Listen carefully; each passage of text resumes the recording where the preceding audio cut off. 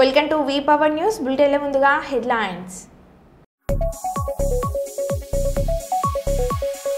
వందే భారత్ రైల్లో సిగరెట్ తాగిన ఒక వ్యక్తి, టీసీని నిలదీసిన ప్రయాణికులు.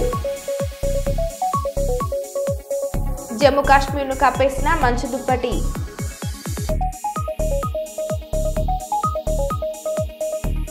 తెలంగాణలో త్వరలో ఉప ఎన్నికలు. బీఆర్ఎస్ పార్టీ నుంచి ఫిరాయించిన 10 మంది ఎమ్మెల్యేల విషయంలో స్పీకర్పై పెరుగుతున్న ఒత్తిడి.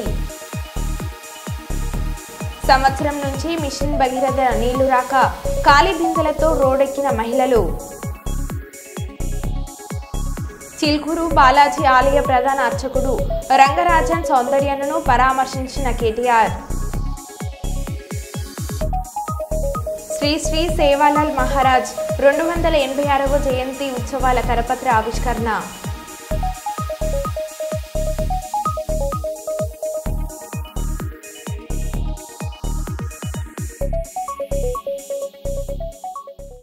ఇక వివరాల్లోకి వెళ్తే, కర్నూలు జిల్లా ఆదోని డివిజన్లోని కోసిగి మండలానికి చెందిన శిరీష కొన్ని సంవత్సరాల క్రితం ప్రేమ పెళ్లి చేసుకుందని ఆమె తెలిపారు. అయితే ప్రేమ పెళ్లి చేసుకున్నప్పటి నుండి భర్త వారింట్లో వేధింపులకు పెట్టారని శిరీష రోధిస్తూ తెలిపారు. అయితే నా భర్త మద్యంకు బానిసై అనారోగ్యంతో మృతి చెందాడని భార్య వాపోయింది. అయితే భర్తను పోగొట్టుకున్న భార్య శిరీషను ఆమె పుట్టింటికి వచ్చినానని ఆమె తెలిపారు. అయితే నా భర్తకు రావాల్సిన ఆస్తికి అడ్డు అవుతుందని, నన్ను నా పిల్లలను చంపేస్తే అడ్డు ఉండదని ఆలోచనలతో శిరీష ఇంటిపై బావ నరసింహులు, మర్ది హరి, ఆడపడుచు భర్త కర్రలతో ఇన్పరార్తో దాడి చేశారని, నా తమ్ముడికి బలమైన గాయాలయ్యాయని శిరీష రోధిస్తూ వాపోయింది. అయితే నిన్ను చంపేస్తాం, నీకు ఎవరు అడ్డు వస్తారని భయభ్రాంతులకు గురి చేస్తున్నారని శిరీష ఆరోపించింది. అయితే నా కుటుంబంపై, నా పిల్లలకు రక్షణ కల్పించాలని పోలీస్ వారిని వేడుకుంది. దాడి చేసిన వారిపై కేసు నమోదు చేసి నా పిల్లలకు నాకు న్యాయం చేయాలని పోలీసు వారిని బాధితురాలు రోధిస్తూ శిరీష వేడుకుంది. కానిస్టేబుల్ శ్రీనివాసులు అనే ఆయన మా అత్తని రెండో పెళ్లి చేసుకున్నాడు సార్. ఆయన ఉండి మీరు ఎందుకుంటారు, మా ఇంట్లోనే ఉండకూడదు, వాళ్ళు ఉంటే నేను ఇంటికి రాను, బయటికి పంపించేయండి, లవ్ మ్యారేజ్ చేసుకున్నారు కదా వాళ్ళు ఎందుకు, అరేంజ్ మ్యారేజ్ చేసుకున్న వాళ్ళు ఒకటే ఉండాలా, మనల్ని చూసి రాలేదు కదా వాడిని చూసి వచ్చి ఉంటుంది, వాడిని అడుగుతుంది ఏమన్నా కూడా, మనకు సంబంధం లేదు, వాడు తాగుతాడో ఉంటాడో వాని ఇష్టం అది అని బయటికి పంపించేశారు సార్. ఇంట్లో పెట్టుకోకుండా బయటకు వచ్చి ఉన్నాము. 8 ఏళ్ళ వరకు అక్కడే అత్త వాళ్ళ ఇంట్లోనే ఉన్నాం సార్. 2 సంవత్సరాలు అవుతుంది బయటకు వచ్చి. 2 సంవత్సరాలు అయిన తర్వాత అట్లనే తాగుతూ నా భర్త పేకాట అవన్నీ ఆడుతూ అప్పులు చేసి నాతో గొడవ పడుకుంటున్నందుకు అమ్మ వాళ్ళ ఇంటి దగ్గర అద్దెకున్నాం సార్. ఉంటే మా అమ్మ వాళ్ళు నా కష్టాలు చూడలేక దగ్గరికి పిలుచుకున్నారు సార్. పిలుచుకొని ఇట్లా చేస్తున్నావు కదా నా కూతుర్ని, మా ఇంట్లో మేము ముద్దు అన్నం పెట్టుకొని మా ఇంట్లో పెట్టుకుంటాం పిల్లల్ని, నా కూతుర్ని అన్నందుకు నా భర్త వాళ్ళ ఇంటికి పోయినాడు సార్. ఇంకా ఆయనని పెట్టుకున్నారు. రోజు వాళ్ళు మందు అమ్ముతారు సార్. ఆ మందుని రోజు ఇంకా ఎనీ టైం తాగేదే సార్. ఎప్పటికీ తాకుంటుండి లివర్లు పాడయి కామెర్లు వచ్చి చనిపోయినాడు సార్. హాస్పిటల్ కూడా వాళ్ళు కూడా ఒకసారి చూపించుకొచ్చినారు, బాగా అయింది. కొన్ని రోజులు మందు వదిలేసినాడు సార్. వదిలేసి ఇంకా మళ్ళీ అట్లే తాగడం స్టార్ట్ చేసిన వలన మేము నువ్వు ఎట్లా మారవు, మాది కాదు, ఇంకా మా డబ్బులు కూడా నీకు ఎందుకు పెట్టాలా, నీ ఇష్టం, నువ్వు ఎట్లా అన్నా ఉండని ఇంక ఇది చేసినారు సార్. ఇంకా అట్లే పడి చనిపోయినాడు సార్. చనిపోయినందుకు మమ్మల్ని మట్టికి కూడా రానిలేదు సార్, నన్ను నా పిల్లల్ని. ఎందుకు వస్తారు ఇప్పుడు, రాకూడదు, మీరు ఏం సంబంధం మీరు వచ్చేకి. అప్పుడు గొడవ పడిపోయిండే సార్. అక్కడికి గలీజ్ మాట టార్చర్ అయినందుకు అప్పులు కూడా ఇక్కడ ఇంకా ఇప్పటికైనా కూడా 1,00,000 రూపాయలు ఉంది సార్ ఇంకా కట్టడం. 3 లక్షలు అట్ల వరకు ఉంటే ఇంకా కట్టుకున్నాం సార్. ఇప్పుడు పొదుపు అవి వచ్చినాయి, ఇప్పటికి కూడా పొదుపులు కట్టుకుంటున్నాం సార్. పింఛన్ వచ్చింది దాంట్లోనే. ఇప్పుడు ఆ అప్పులు ఇంకా 1,00,000 రూపాయలు ఉంటుంది సార్ కట్టేది. పోయి వాళ్ళ ఇంట్లోనే ఉన్నాడు సార్. చూపించలేక ఒకసారి చూపించినాం, ఇంక నువ్వు ఇట్లే ఎనీ టైం తాక్కుంటా నీకు అన్ని అలవాట్లు ఉన్నాయి, మేము ఎందుకు చూపించాలనే కాటికి ఇంక వాళ్ళు కూడా ఊకే అయినారు సార్. దాని నుంచి ఇంకా చనిపోయినాడు సార్. హాస్పిటల్, గవర్నమెంట్ హాస్పిటల్కి ఏమో రైచూరు దగ్గర పిలుచుకోపోయినారండి సార్. మాకు కూడా తెలియదు, ఏమైనా మ్యాటర్ కూడా చెప్తుండలేదు సార్. వాళ్ళు ఎక్కడి దగ్గరికి వస్తారో మా దగ్గరికి, మళ్ళీ దగ్గరికి అవుతారు కదా ఆస్తి వీళ్ళకి అవుతుంది కదా, దూరమే పెడదాము అనే కాటికి ఇది చేసినారు సార్. మాకు ఏం సమాచారం తెలియనిస్తుండలేదు సార్.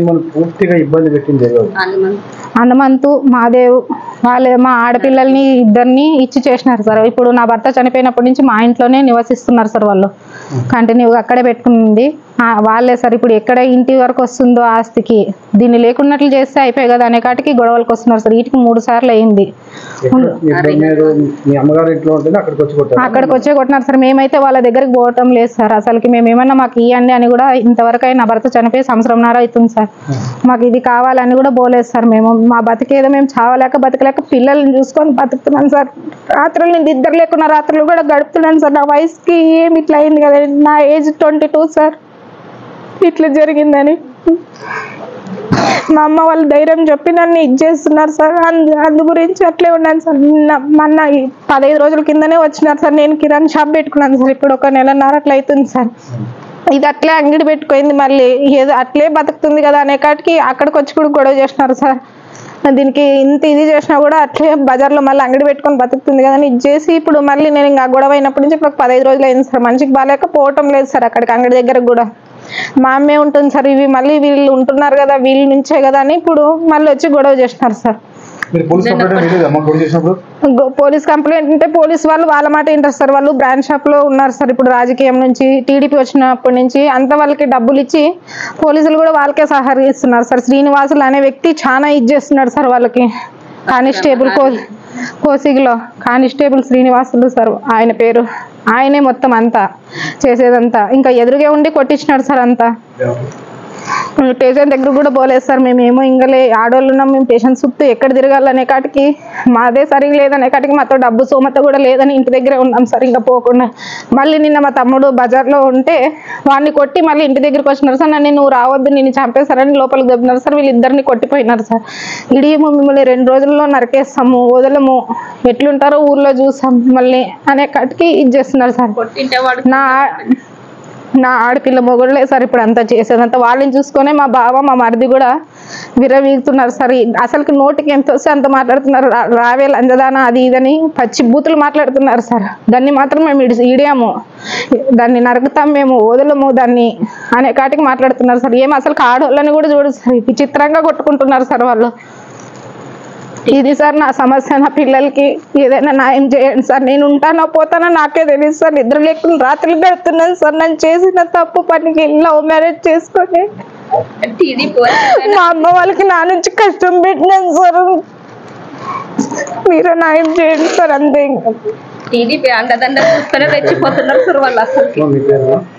శిరీష సార్ పేరు. 2 పిల్లలు సార్. అవును సార్. రాహుల్ గాంధీ వరంగల్ జిల్లా పర్యటన నేపథ్యంలో బీఆర్ఎస్ పార్టీ రాష్ట్ర సీనియర్ నాయకులు మరియు నర్సంపేట మాజీ శాసనసభ్యులు పెద్ది సుదర్శన్ రెడ్డి తెలంగాణ భవన్ నుండి రాహుల్ గాంధీకి సూటి ప్రశ్నలు. ఈరోజు తెలంగాణలో వరంగల్ కేంద్రంగా కాంగ్రెస్ అధినేత రాహుల్ గాంధీ పర్యటన ఉన్నట్టు పత్రికల్లో మీడియాలో వార్తలు వచ్చినాయి. పోలీసు బందోబస్తు అన్ని కూడా ఏర్పాటు చేసిన తర్వాత చివరి నిమిషంలో రద్దు ప్రకటన చేసింది కాంగ్రెస్ పార్టీ. తెలంగాణలో రాహుల్ గాంధీ అడుగుపెట్టే ధైర్యం లేదు. అందులో వరంగల్లో ఎక్కడైతే తమ హెలికాప్టర్ మరి ల్యాండ్ అయ్యేటువంటి ప్లేస్ ఉందో ఆర్ట్స్ కాలేజ్ గ్రౌండ్ హన్మకొండలో అదే గ్రౌండ్ వేదిక చేసుకుని గత అసెంబ్లీ ఎన్నికల ముందట ఇదే రేవంత్ రెడ్డి గారు పిసిసి ప్రెసిడెంట్ గా ఉన్నప్పుడు తన అధ్యక్షత జరిగినటువంటి మీటింగ్ లో ఈ కాంగ్రెస్ అధినేతలు అందరూ కూడా వచ్చి అక్కడ రైతు డిక్లరేషన్ అని చెప్పి తెలంగాణ రైతాంగాన్ని మోసం చేసినటువంటి ప్రాంతం అది పౌరుషాల గడ్డ వరంగల్. కాబట్టి అడుగు పెట్టడానికి ధైర్యం చేయలేదు. అందులో రేవంత్ రెడ్డి ముఖ్యమంత్రిగా కూడా రాహుల్ గాంధీ వస్తే కూడా హాజరు కావద్దని హుకుం జారీ చేసి ఇక్కడ ఈ ప్రభుత్వం యొక్క పనితీరు, రేవంత్ రెడ్డి యొక్క వైఫల్యాలు, పథకాలలో ఉన్న అవకతవకలు, అన్ని రకాల అనుమానాలు, విశ్వాసం కోల్పోయినటువంటి కాంగ్రెస్ స్థితిని క్షేత్రస్థాయిలో ఓర్గల్లు వేదికగా అంచనా వేయడానికి ఒక రహస్య సమావేశం పెట్టుకుని ఈ తతంగం అంతా నడిపింది రాహుల్ గాంధీ బృందం. కానీ చివరగా అది రక్షణ ఉండదని చెప్పి బీఆర్ఎస్ శ్రేణుల నుంచి ముఖ్యంగా రైతులు ఈ మధ్య వరంగల్ జిల్లాలో అన్ని ప్రాంతాల్లో కూడా ఊరు వాడ రైతాంగ సమస్యల మీద కాంగ్రెస్ ప్రభుత్వాన్ని నిలదీస్తున్నారు. కాబట్టి ఆ ఫీడ్బ్యాక్ తీసుకుని రాహుల్ గాంధీ బృందం కాంగ్రెస్ పార్టీ ఈ పర్యటన రద్దు చేసింది. ధైర్యం లేదు. ఆనాడు అన్ని రైతాంగానికి పండుగ చేస్తామని చెప్పి నమ్మబలికినటువంటి రైతు భరోసా మోసమైంది, 12,000 వ్యవసాయ కూలీ మోసమైంది. ఆ తర్వాత బోనస్ అనే పేరు మీద బోగస్ మాటలు ఇచ్చారు. 2 నెలలైనా ధాన్యం ఎత్తి ఇప్పటి వరకు రైతుల ఖాతాలో బోనస్ డబ్బులు కూడా పడటం లేదు. రుణమాఫీ పూర్తి వైఫల్యమైంది. రుణమాఫీ దాదాపుగా 60% పైబడి రైతులు ఇంకా కూడా రుణమాఫీ కోసం ఎదురు చూస్తా ఉన్నారు. రాహుల్ గాంధీ పర్యటన మీడియాలో చూసినటువంటి రైతులు తిరుగుబాటు చేస్తారనేటువంటి ఒక భయం తోటే ఇలా రాహుల్ గాంధీ పర్యటన రద్దయింది. ఇది ముమ్మాటికి రేవంత్ రెడ్డి ప్రభుత్వం యొక్క లోటుపాట్లను, లొసుగులను, పబ్లిక్ నుంచి వచ్చే ఫీడ్బ్యాక్ ను, పథకాలు ఉన్నటువంటి లొసుగులను, వాళ్ళ మంత్రుల యొక్క, ముఖ్యమంత్రి యొక్క అవినీతిని అంచనా వేయడం కోసమే అంతర్గత సమీక్ష పెట్టారని చెప్పి ఇలా భావించడం జరుగుతా ఉన్నది. అదోని మండలం పరిధిలోని పెద్ద తుమ్మలం గ్రామంలో సీసీ రోడ్లు భూమి పూజ చేసిన ఎమ్మెల్యే పార్థసారథి ఈ సమావేశంలో మీడియాతో మాట్లాడుతూ గ్రామ అభివృద్ధి కోసం నిధులు తీసుకొస్తామని, గ్రామ అభివృద్ధి కోసం మా నాయకుడు నారా చంద్రబాబు నాయుడు, డిప్యూటీ సీఎం పవన్ కళ్యాణ్ సహకారంతో అభివృద్ధి చేస్తాం. కూటమి పార్టీలో చిచ్చు రేపుతున్న వైసీపీ నాయకులకు కూటమి పార్టీలో ఎన్ని చిచ్చులు పెట్టినా పార్టీ చీలిపోదు.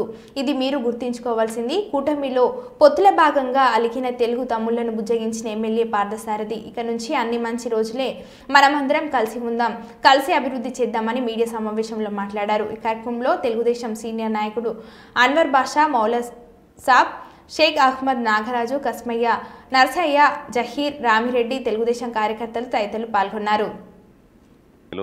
సమాచారం తెలుసుకోవడానికి ప్రయత్నం చేశాను. చాలా సంతోషం అనిపించింది. వాళ్ళు చెప్పే అంశాలన్నీ కూడా మా బాధ అంతా ఒకటే. మా ప్రభుత్వం వచ్చిన తర్వాత కూడా వైఎస్ఆర్సీపీ పార్టీకి సంబంధించిన కార్యకర్తల అరాచకాలు తగ్గట్లేదు.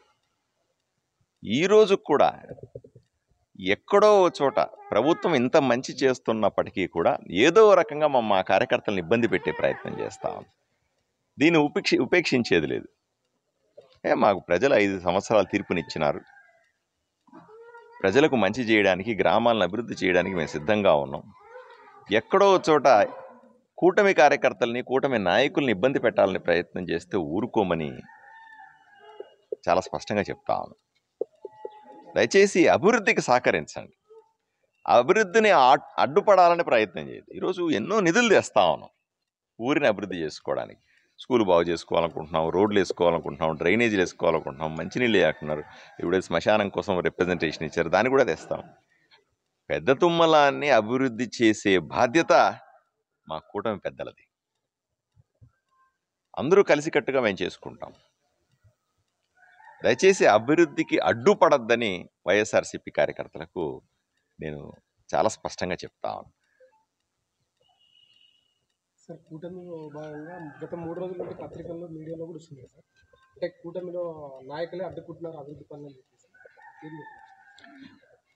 ఏదో రకంగా కూటమిలో చిచ్చు పెట్టాలని, కూటమిలో గొడవలు లేపాలని, మీరు వేరే వాళ్ళు వేరే అని, మాకేదో వర్గాలు ఉన్నాయని, ఇవన్నీ కూడా ప్రచారం చేసి లబ్ధి పొందాలని ప్రయత్నం చేస్తుంది వైఎస్ఆర్సీపీ పార్టీ. మూర్ఖత్వం అది. అయ్యా, మీ కళ్ళ మేము చూస్తాను, మేము ఎంత సరదాగా వచ్చాము, కష్ట సుఖాలు మాట్లాడుకున్నాం. ఇబ్బందులు ఉన్నాయి, దాంట్లో ఏం అనుమానం లేదు. మేము పోయినాము, కార్యకర్త ఇంట్లో కూర్చున్నాము, హాయిగా టీ తాగినాం, బిస్కెట్లు తిన్నాము, మంచి చెడ్డ మాట్లాడుకున్నాం. ఈరోజు మేము ముందు మాట్లాడుతూ ఉన్నాం, ఊర్లో అంతా తిరుగుతాం, మిగిలిన అభివృద్ధి పనుల శంకుస్థాపనలు చేసుకుంటాం.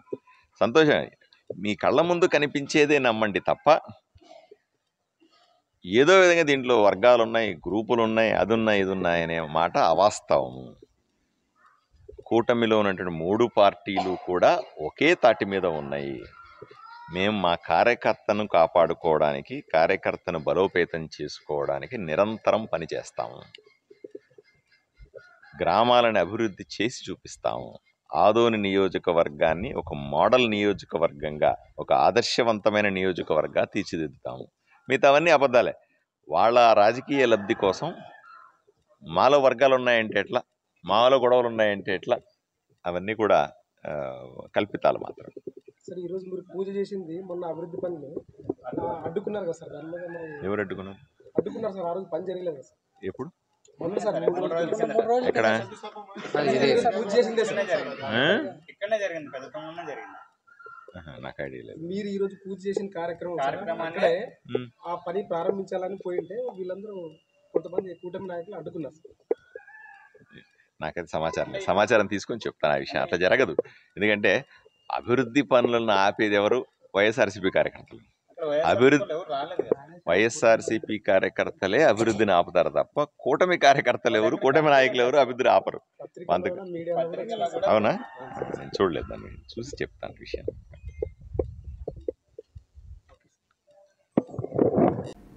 కొమ్రంభీం ఆసిఫాబాద్ జిల్లాలోని టీవీ, వీపీ మరియు సిహెచ్సి ఆసుపత్రులలో పనిచేస్తున్నటువంటి శానిటేషన్, పేషెంట్ కేర్, సెక్యూరిటీ విభాగాల్లో పనిచేస్తున్న సిబ్బంది యొక్క పెండింగ్లో ఉన్న 5 నెలల జీతాలు వెంటనే చెల్లించాలని డిమాండ్ చేస్తూ జిల్లా కలెక్టర్ కార్యాలయంలో ఏవో మధుకర్కు ఏఐటియుసి ఆధ్వర్యంలో వినతి పత్రం ఇవ్వడం జరిగింది.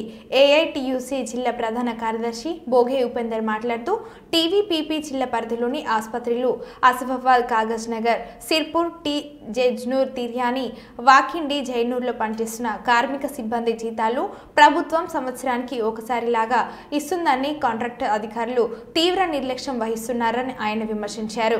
ఈ కార్యక్రమంలో ఏఐటియుసి జిల్లా అధ్యక్షులు దివాకర్, కార్మికులు రజిత, పుష్ప, పద్మ, సాయి, నరేష్ తదితరులు పాల్గొన్నారు.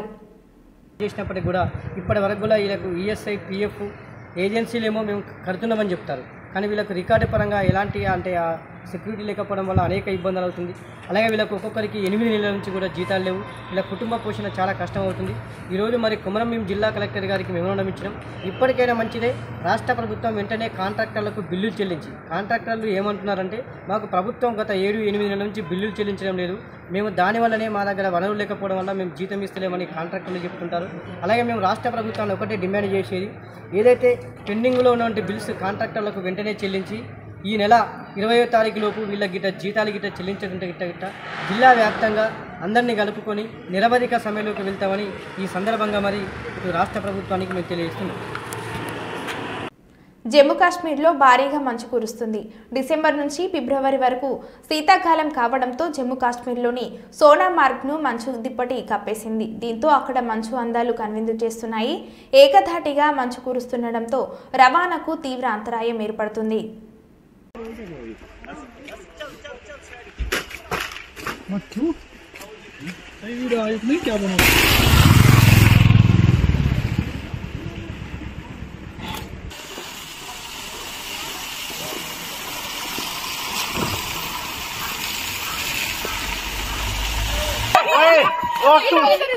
तुम क्या करना में करते हो उठाने का? आ जाओ।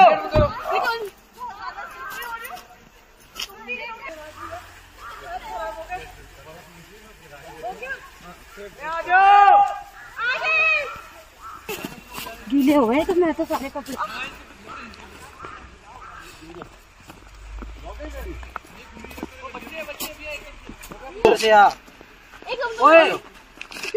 अरे आओ जी तो చిలుకూరు బాలాజీ ఆలయ ప్రధాన అర్చకుడు రంగరాజన్ ఆలయంలో సేవలు అందిస్తున్నారు. రాష్ట్రంలో శాంతి భద్రతలు అధోగతి పాలైంది. ఇది అత్యంత దుర్మార్గమైన, నీచమైన కార్యక్రమం. ఇది ఎవరు చేసినా, ఏ పేరిట చేసినా, ఏ అజెండాతో చేసినా ఉపేక్షించకూడదు. దైవ సేవలో నిమగ్నమయ్యే రంగరాజన్ సౌందర్యరాజ్యం కుటుంబం పరిస్థితి ఏ విధంగా ఉందంటే రాష్ట్రంలో శాంతి భద్రతలు ఏ విధంగా ఉన్నాయో అర్థం చేసుకోవచ్చు. ఈ దాడికి పాల్పడ్డవారు ఏ ముసుగులో ఉన్నా ఈ జెండా పట్టుకున్న వారిని కఠినంగా శిక్షించాలి. ఈ దాడి చేసిన వారిని చట్టపరంగా శిక్షించాలి. భవిష్యత్తులో ఇలాంటి సంఘటనలు జరగకుండా చర్యలు తీసుకోవాలని కేటీఆర్ అన్నారు. ఈరోజు రాష్ట్రంలో అధోగతి పాలైన శాంతి భద్రతల సాక్షిగా వారి మీద దాడికి దిగడం ఏదైతే ఉందో నిజంగా కూడా అత్యంత దుర్మార్గమైన, అత్యంత నీచమైన కార్యక్రమం. ఇది ఎవరు చేసినా, ఏ పేరిట చేసినా, ఏ ఎజెండాతో చేసినా శాంతి భద్రతల విషయంలో మాత్రం ఉక్కు భాగంతో వ్యవహరించాల్సిన బాధ్యత రాష్ట్ర ప్రభుత్వం మీదనే ఉంటుంది. ఇవాళ భగవంతుడి సేవలో నిమగ్నమయ్యే పెద్దలు రంగరాజన్ గారు, సౌందరరాజన్ గారి కుటుంబం పరిస్థితి ఈ విధంగా ఉంది అంటే మరి ఈ రాష్ట్రంలో శాంతి భద్రతలు ఎంత అధ్వానంగా ఉన్నాయో దీన్ని బట్టి చెప్పవచ్చు. ఖచ్చితంగా ఈ దాడికి పాల్పడ్డ వాళ్ళు ఏ ముసుగులో ఉన్నా, ఏ జెండా పట్టుకున్నా వారిని కఠినంగా చట్టపరంగా శిక్షించాలని చెప్పి రాష్ట్ర ప్రభుత్వాన్ని డిమాండ్ చేస్తూ భవిష్యత్తులో కూడా ఇలాంటి సంఘటనలు పునరావృతం కాకుండా కఠినంగా చర్యలు తీసుకోవాలి. కఠినంగా సమీక్షించి పూర్తి స్థాయి భద్రత కూడా అవసరమైతే వారికి ఏర్పాటు చేయాలి. ఎందుకంటే చిలుకూరు బాలాజీ ఆలయం ఇవాళ లక్షలాది మంది అభిమానులు వారికి ప్రపంచవ్యాప్తంగా ఉన్నారు. అట్లాంటి చిలుకూరు బాలాజీ ఆలయానికి మరి గొప్పగా సేవ. మహాశివరాత్రి పర్వదిన సందర్భాన్ని పురస్కరించుకుని శ్రీశైల మహాక్షేత్రానికి విచ్చేసే సామాన్య భక్తులకు పెద్దపీట తీసి తొక్కిసలాట లేకుండా శ్రీ బ్రహ్మరాంబ మల్లికార్జున స్వామి వార్లను సంతృప్తికరంగా దర్శించుకునేలా పటిష్టమైన ఏర్పాట్లు చేయాలని మంత్రుల బృంద దేవస్థాన అధికారులను జిల్లా యంత్రాంగాన్ని ఆదేశించారు. సోమవారం దేవస్థాన అన్నప్రసాద వితరణ భవన ప్రాంగణంలోని కమాండ్ కంట్రోల్ రూమ్లో దేవాదాయ శాఖ మంత్రి ఆనం రామనారాయణ రెడ్డి, రెవెన్యూ శాఖ మంత్రి అనఘని సత్యప్రసాద్, హోంశాఖ మంత్రి వి అనిత, రాష్ట్ర రోడ్లు, భవనాలు, మౌలిక సదుపాయాలు, పెట్టుబడుల శాఖ మంత్రి బీసీ జనార్దన్ రెడ్డిలు, జిల్లా కలెక్టర్ జి రాజకుమారి, ఎమ్మెల్యే బుడ్డ రాజశేఖర్ రెడ్డి, దేవాదాయ శాఖ commissioner K Ramachandra Mohan, SP Adhiraj Singh Rana, joint collector C Vishnu Charan, ఉత్సవాల అధికారి చంద్రశేఖర్ ఆజాద్, దేవస్థాన కార్యనిర్వహణ అధికారి ఎం శ్రీనివాస్ గార్లతో కలిసి మహాశివరాత్రి ఏర్పాట్లపై విస్తృత సమావేశం నిర్వహించి అధికారులకు దిశానిర్దేశం చేశారు. అందులో అక్కడ మంచినీరు దొరకడం కూడా కష్టం.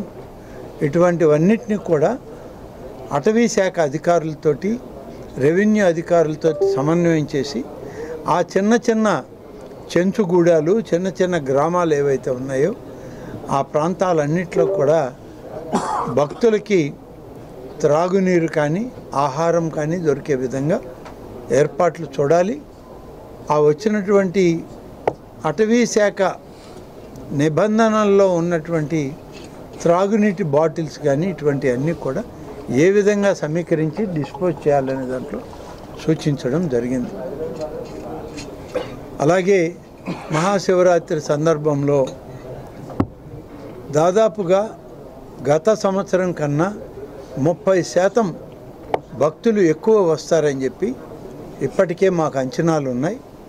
ఈ 30% భక్తులు ఎక్కువ అయ్యే కొంది దానికి తగ్గట్టుగా ఇక్కడ ఏర్పాట్లు ఉండాలి, మ్యాన్ పవర్ ఉండాలి, అన్ని డిపార్ట్మెంట్లలో సమన్వయం రావాలని కూడా చెప్పడం జరిగింది.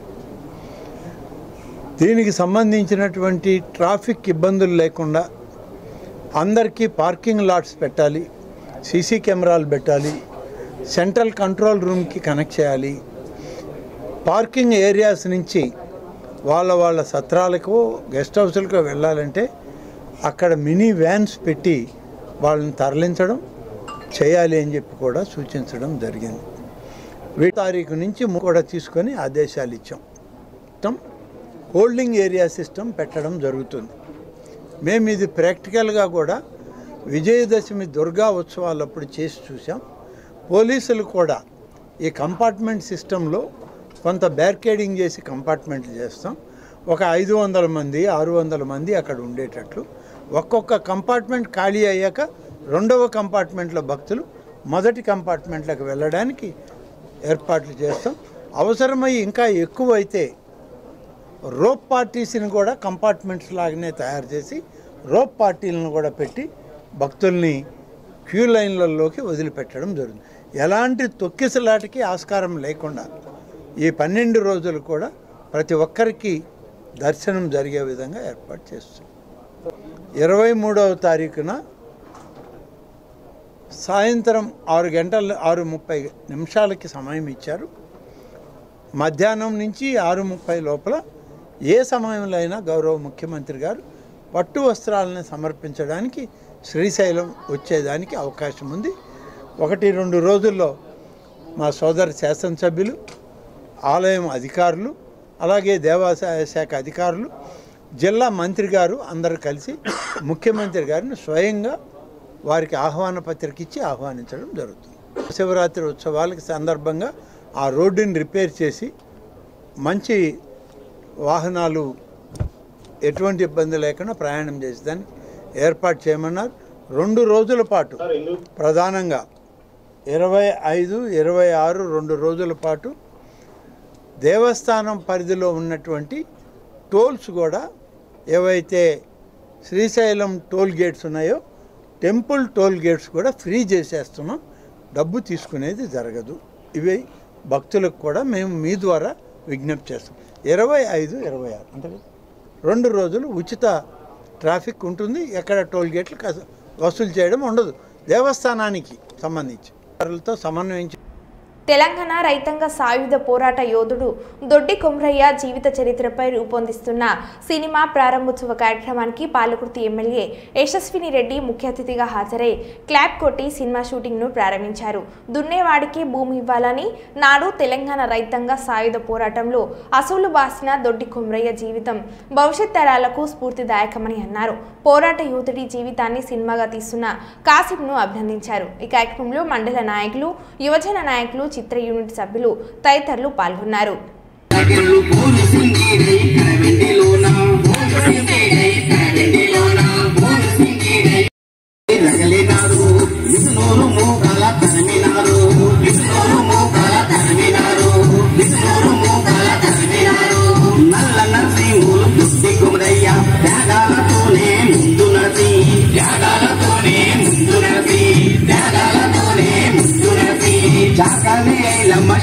బందగి అమరుల బాటల్లో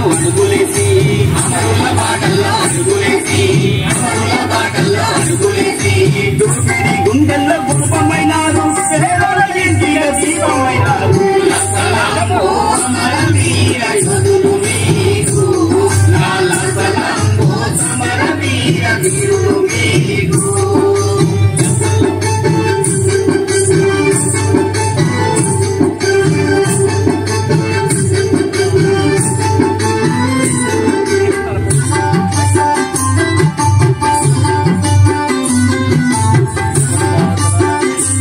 మరో బులెటిన్లో మళ్ళీ కలుద్దాం. Stay tune.